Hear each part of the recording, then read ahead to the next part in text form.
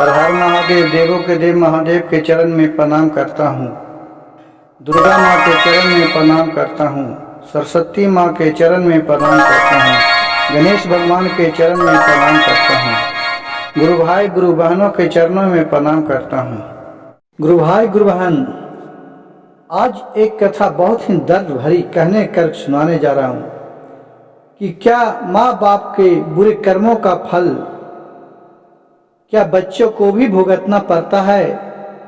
माँ बाप तो बुरे और अच्छे कर्म का फल तो भोगवे ही करते हैं, लेकिन साथ साथ उसका फल उसके बच्चे का भी भुगतना पड़ता है। यह बहुत ही अजनबी और दर्द भरा कहानी है। कृपया कहानी को अंत तक सुनिएगा। यह कहानी अच्छा लगेगा तो अपने दोस्तों के साथ शेयर कीजिएगा। एक बार क्षीर सागर में माता लक्ष्मी और विष्णु भगवान बैठे हुए थे। तो माता लक्ष्मी ने विष्णु से पूछे कि हे प्रभु, आप यह तो बताइए कि क्या माता पिता के बुरे कर्म का फल बच्चों को भी भुगतना पड़ता है। तब विष्णु उत्तर देते हैं, हे देवी, अवश्य ही भोगना पड़ता है। आज मैं आपको एक प्राचीन कथा सुनाता हूँ, जिसे आपको पता चलेगा कि कैसे माँ बाप के कर्मों का फल उनकी औलाद को मिलता है और भोगना पड़ता है। भगवान विष्णु कथा आरंभ करते हुए कहते हैं, प्राचीन काल की बात है कि एक गांव में एक किसान रहता था। वह किसी तरह मेहनत करके और मजूरी करके अपने घर का खर्च चलाता था। उसे दिन भर काम करने के बाद 50 रुपया मिलते थे, जिसमें 25 रुपया वह नित्य दिन दान देता था और 25 रुपया अपने परिवार का पालन पोषण करता था। कुछ समय बाद उसके 2 पुत्र हुए, जिसमें उसके परिवार में कुल 4 सदस्य हो गए। धीरे धीरे उनका पालन पोषण में समस्या होने लगी, क्योंकि महंगाई बढ़ती जा रही थी। हे देवी, एक दिन किसान के लड़के ने अपने पिताजी से कहा, पिताजी, आप नित्य दिन 50 रुपया कमाते हैं, जिसमें 25 रुपया दान कर देते हैं और बाकी 25 रुपया में हमें अपना गुजारा कैसे करना पड़ता है। फिर किसान चुपचाप रहे तो उसके पत्नी ने बोले, बेटा, तुम्हारे पिताजी जो दान देते हैं वह तुम्हारे लिए ही करते हैं, दूसरों के लिए नहीं करते हैं। लेकिन दोनों लड़के यह बात नहीं समझा कि क्यों कि वे नन्हे बालक थे। समय बीतता गया और किसान के दोनों लड़के धीरे धीरे बड़े होने लगे। एक दिन किसान का काम करके घर आते समय उसे बस से दुर्घटना में मारा गया। जब किसान की पत्नी और उनके दोनों लड़के को पिता की मृत्यु की खबर मिली तो उन्होंने बहुत दुख हुआ। एक दिन किसान के दोनों लड़के ने अपनी माँ से पूछा, माँ, हमारे पिताजी कहाँ चले गए। किसान की पत्नी ने कहा, बेटे, तुम्हारे पिताजी भगवान भोले बाबा के पास चले गए हैं। जब तुम्हारा पिताजी थे तो रोजाना 50 रुपया कमाते थे, 25 रुपया दान देते थे, 25 रुपया की बचत करते थे। अब हमारा पालन पोषण कैसे होगा, हमारा पेट कैसे भरेगा। माँ ने अपने दोनों बच्चे को कहा, जिस घर में गरीबी होती है उनका कोई सहायता नहीं होता, केवल भगवान ही गरीबों का सहायक होते हैं। बेटा ने अपनी माँ से कहा, माँ, हमें यह तो बताए कि भगवान भोले बाबा के पास जाएंगे और उनसे प्रार्थना करेंगे। वे दयालु हैं और हमारे दुखों का दूर अवश्य हमारी सहायता करेंगे।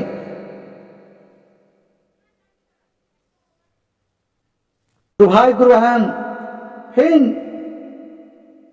फिर आगे भगवान विष्णु कहते हैं, हे देवी, वह नन्हे बच्चे की बात पर उसकी माँ ध्यान नहीं देती है। जिस और दिन की बात है कि एक किसान की पत्नी अपने दोस्तों लड़कों को घर पर छोड़ कर गांव में किसी काम के लिए चली गई। उधर उनके दोनों लड़के आपस में सोचने लगे कि क्यों न हम फैसला कैलाश पर्वत पर चले, भगवान शंकर के पास चले और अपने पिताजी को वापस लेकर आएंगे। यह बात सोचकर दोनों भाई वहां से चले गए। चलते चलते ढेर दूर गए। दोपहर का समय मियाँ थक गया तो एक बरगद का पेड़ था। बरगद के पेड़ पर जाकर के दोनों बैठ रहा। सोचा कि यहाँ थोड़ा आराम कर लेते हैं तो आगे की ओर चलेंगे। तो बरगद के पेड़ मनुष्य के भाषा में बोलने लगा कि हे बालक, तुम लोग कौन है, कहाँ जा रहे हो? आज तक तो हमारे पास एक चिड़ै भी बैठने के लिए नहीं आया और आज तुम लोग आए हो। तो इन दोनों बोले कि हे बरगद के पेड़, ये अचरज में पड़ गए, सुना कि ये तो आदमी के भाषा में बात कर रहा है। तो बोला हे बरगद के पेड़, हमारे पिताजी कैलाश पर्वत भोलेनाथ के पास चले गए हैं, मैं उनको लाने के लिए जा रहा हूँ। तो बरगद के पेड़ बोला कि ठीक है, तुम कैलाश पर्वत पर जा रहे भोलेनाथ के पास, तो हमारे बारे में भी पूछ के आना कि मैं इतना दिन हो गया है, नहीं हमारे पास कोई बैठता है, नहीं हमारे पत्ता हिलता है गिरता है, और मैं ज्यों के त्यों हूँ। ये मेरे बारे में भी कुछ भगवान से पूछ ले आना। तो कहा कि ठीक है। फिर दोनों बालक वहां से आगे की ओर चल दिए। फिर विष्णु माता पार्वती से बोलते हैं कि हे पार्वती, विष्णु लक्ष्मी से बोलते हैं हे लक्ष्मी। इतना बात कहकर वो दोनों बालक आगे चल दिए। वहां से आगे चलते चलते उसे एक सेठ मिला। सेठ देख रहा है कि बहुत दिन से गड्ढा खन रहा है। गड्ढा खनते खनते पूरा उसे 4-5 साल हो गया, लेकिन कुआं का में से एक पानी नहीं निकला है। तो उसे देखकर बोला, सेठ को देख करके सेठ बोला, हे तुम बालक, तुम लोग दोनों कहाँ जा रहे हो? तुम लोग कौन हो? तुम लोग तो देखने में बहुत सुंदर लगते हो, सुशील लगते हो। इतना सुनकर उन दोनों बालक बोला कि मैं एक किसान का लड़का हूँ, मेरे पिताजी को भोलेनाथ ले चल गए हैं, जो मैं कैलाश पर्वत पर अपने पिताजी को लाने के लिए जा रहा हूँ। कहे कि ठीक है, जब तुम वहां जा रहे हो तो मेरे प्रश्न भी एक पूछते आना भोलेनाथ से कि मैं 5 साल से ये कुआं खन रहा हूँ, लेकिन आज तक इसमें जल नहीं निकला है। कहे कि ठीक है, मैं वहां से जा करके पूछ के आऊंगा। फिर जब वहां से आगे बोल करके दोनों बढ़े, आगे चलते चलते फिर देख रहे हैं कि रास्ता में एक नाग देवता खड़ा है। सांप को देखकर दोनों भाई डर के मारे कांपने लगे और खड़े हो गए। वहां वे दोनों भाई भागने ने ही वाले थे कि तभी सर्प मनुष्य की आवाज में बोलने लगा और कहा, बच्चों मुझसे डरो मत, मुझे इतना बताओ कि तुम कौन हो और कहाँ जा रहे हो। वे दोनों बच्चे सर्प के पास गए और हाथ जोड़कर कहने लगे, हे नाग देवता, हम किसान के पुत्र हैं और हम दोनों जुड़वा भाई हैं। हम कैलाश पर्वत पर भगवान भोले बाबा के पास अपने पिताजी को लेने जा रहे हैं। सर्प ने कहा, बच्चों तुम भगवान भोले बाबा के से मेरा एक प्रश्न पूछ कर आना। मैं कई वर्षों से यहाँ खड़ा हूँ, अब मुझसे चला भी नहीं जाता, मेरे शरीर में इतनी जान नहीं है कि मैं थोड़ा भी चल सकूं। मैं अपने पूर्व जन्म में ऐसा कौन सा पाप किया है जिस कारण में से मुझे इस जोनी से मुक्ति नहीं मिल पा रही है, इतना इसका क्या कारण है? तब उस लड़कों ने कहा, ठीक है, हम भगवान भोले बाबा से तुम्हारा यह प्रश्न पूछकर जरूर आएंगे। गुरु भाई फिर आगे भगवान विष्णु माता लक्ष्मी से कहते हैं, हे देवी। इतना कहकर वे दोनों लड़के आगे चलने लगे। फिर चलते चलते रास्ते में वहां से दोनों भाई धीरे धीरे आगे चलने लगे। चलते चलते एक नदी मिला। नदी के किनारे दोनों भाई पहुंच गए। तभी उस नदी से एक मछली निकल करके इन दोनों भाई के पैर के पास पहुंच गए और कहने लगे, हे बच्चों, तुम कौन हो और कहाँ जा रहे हो? तुम दोनों बिना नाव के ही क्यों जा रहे हो? तब उन्होंने कहा, नाव में बैठने के लिए हमारे पास पैसा नहीं है मछली जी, क्योंकि हमारे पिताजी रोज 50 रुपया कमाते थे, जिसमें 25 रुपया से हम लोग का भोजन चलता था और 25 रुपया दान देते थे और हम लोग के पालन पोषण करते थे। किसी तरह से हमारे घर का गुजारा होता था। अब हमारे पिताजी घर पर नहीं हैं, वे भगवान भोले बाबा के पास चले गए हैं। इसलिए हम दोनों भाई उन्हें लाने के लिए कैलाश पर्वत पर जा रहा हूँ, भोलेनाथ के पास जा रहा हूँ। गुरु भाई फिर आगे भगवान विष्णु कहते हैं, हे देवी। उन बच्चों की बात सुनकर उस मछली ने कहा, बच्चों, तुम भगवान शिव से मेरा एक प्रश्न पूछकर आना। कई वर्षों से मैं इस नदी में भटक रही हूँ। मेरी 7 पीढ़ियां गुजर गई, परंतु मैं अभी तक इसी नदी में रह रही हूँ। मैं अपने पूर्व जन्म में ऐसा कौन सा अपराध किया था जिसके कारण मुझे इस जोनि से मुक्ति नहीं मिल पा रही है? इसका क्या कारण है? तभी उन दोनों लड़कों ने कहा, ठीक है मछली भगवान, मछली देवी, मैं पूछ कर आऊंगा। हम भोलेनाथ से आपका प्रश्न भी पूछ कर आऊंगा। इतना कहकर वे दोनों लड़के वहां से आगे बढ़े। चलते चलते दोनों भाई नदी के दूसरे किनारे पर पहुंच गए। दूसरे किनारे पर पहुंचे जब वे देखा कि एक मरा हुआ व्यक्ति वहां पर पड़ा हुआ है। दोनों भाई उसे मरे हुए आदमी को नजरअंदाज करके जाने लगे तो वह मरा हुआ आदमी चिल्लाने लगा और कहने लगा, बच्चों, तुम कौन हो? कहाँ जा रहे हो?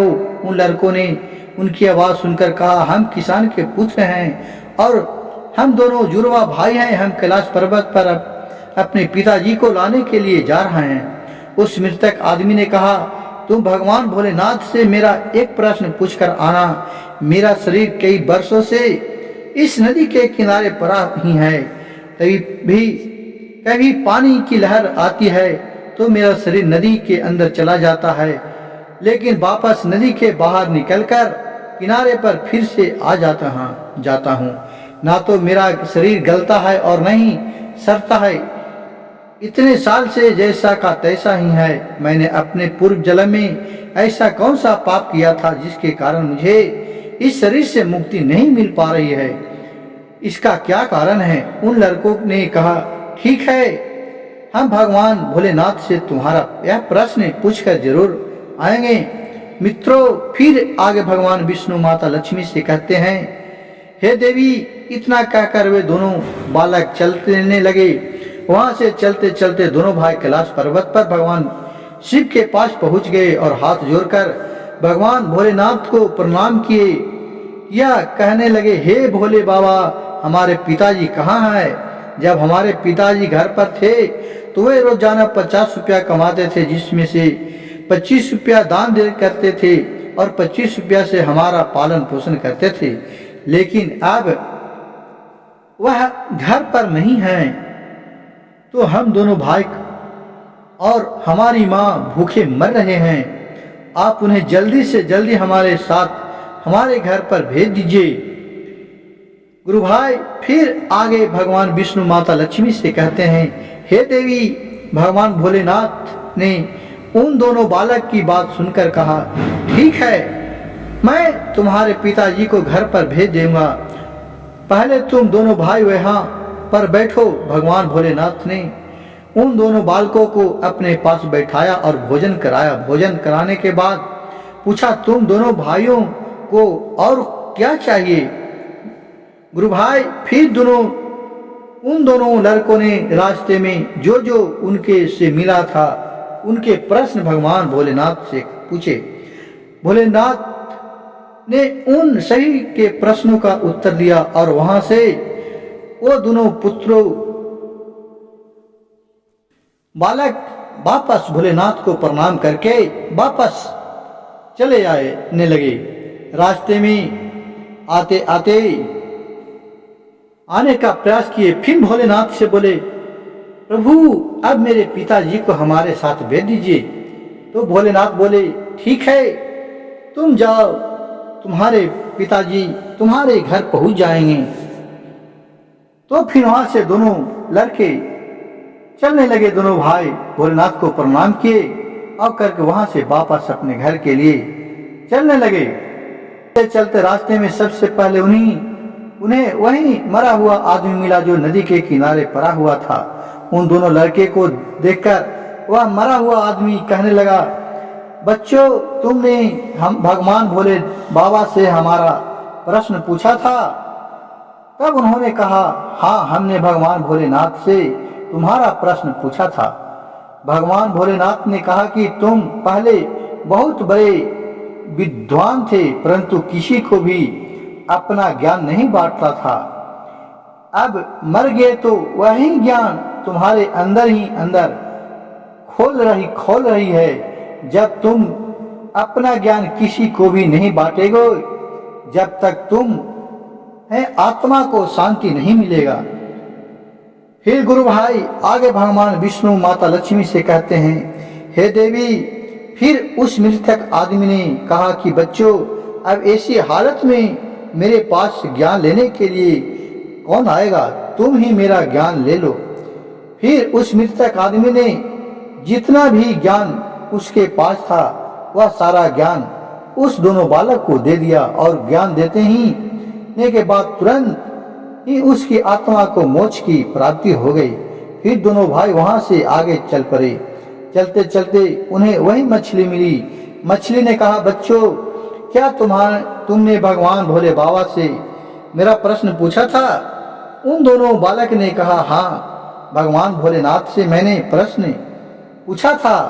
उन्होंने कहा कि तुम्हारे अंदर अमृत का घड़ा है, जब तक तुम इस अमृत को किसी को नहीं दोगी तब तक तुम ऐसे ही व्याकुल रहोगी।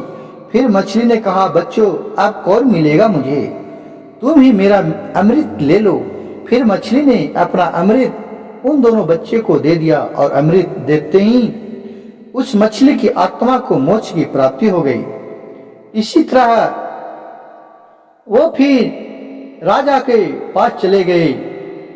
फिर सेठ भेटे तो सेठ ने बोले, क्या तुम्हें हमारे कुआं के खुदावाने के बारे में भोलेनाथ से पूछा? वे दोनों बोले कि हाँ हमने तो पूछा हो। भगवान भोलेनाथ ने कहा कि आपके घर में दो जवान कन्याएं कुमारी बैठी हुई है। जब तक आप उन दोनों कन्याओं को विवाह नहीं करोगे और कन्यादान नहीं करोगे तब तक इस कुआं में पानी नहीं निकलेगा। पहले जो तुम्हारा कर्म है उसे करिए जो ईश्वर ने तुमको दायित्व सौंपा है। पहले आप कन्यादान करो, उसके बाद इस कुएं को खुदवाओ। गुरु भाई फिर उस सेठ ने कहा, मैं अपनी कन्याओं के लिए कहाँ वर ढूंढने जाऊंगा? तुम दोनों मुझे बहुत ही सीधे स्वभाव के दिख रहे हो और बहुत ही सुंदर हो। तुम दोनों बच्चे जवान भी हो गए हो और विवाह के लायक भी हो गए हो। बेटा तुम दोनों ही मेरी लड़की से विवाह कर लो। गुरु भाई फिर आगे भगवान विष्णु माता लक्ष्मी से कहते हैं, हे देवी। फिर उन सेठ ने अपनी दोनों लड़कियों का विवाह उन दोनों लड़कों के साथ कर दिया। फिर सेठ ने अपनी दोनों बेटियों को बहुत सारा धन देकर विदा कर दिया। दोनों भाई आगे चलने लगे। चलते चलते वही सर्प मिला जिसने उसे कहा, बच्चों क्या तुमने भगवान भोलेनाथ से मेरा प्रश्न पूछा? तब उन्होंने कहा, हाँ पूछा था। भगवान भोलेनाथ ने कहा कि तुम्हारे पास जो नागमणि है, तुम उस नागमणि को धरती पर नहीं उगलते हो और ना कभी किसी को दान दिया है।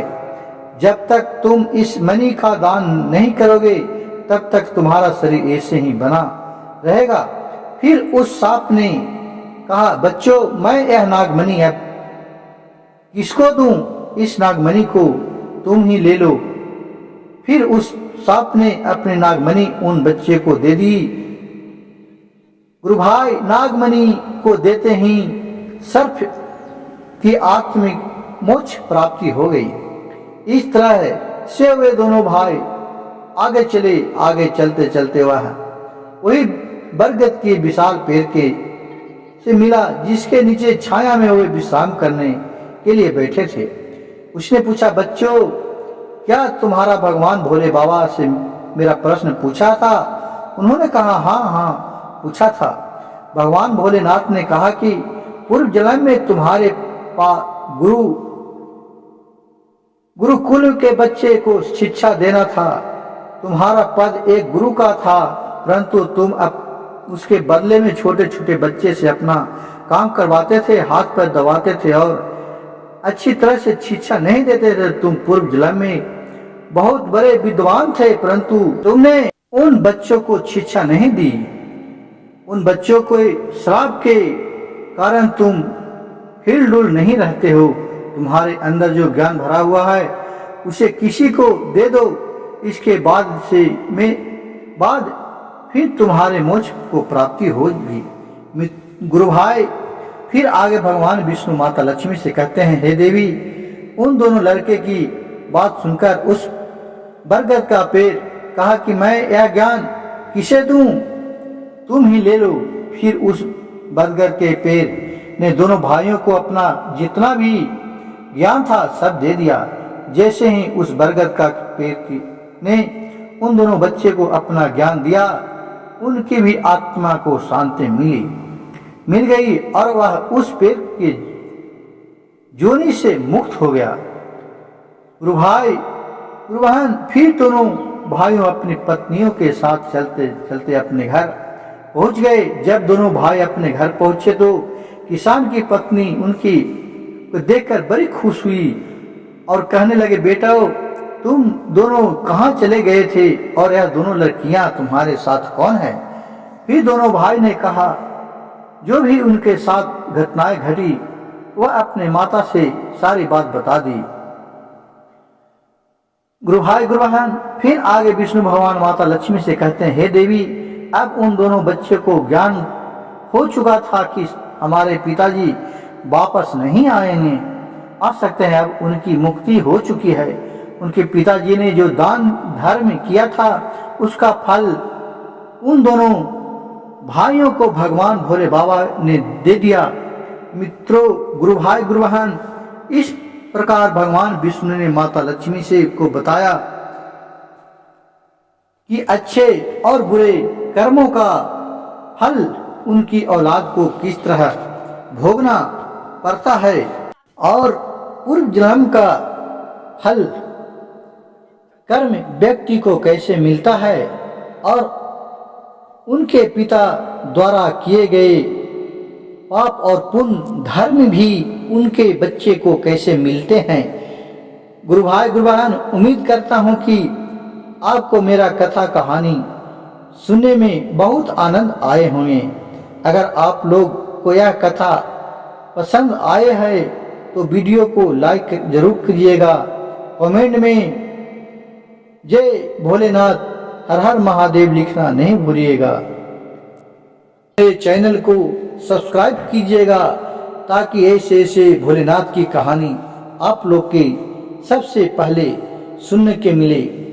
हर हर महादेव, घर घर महादेव।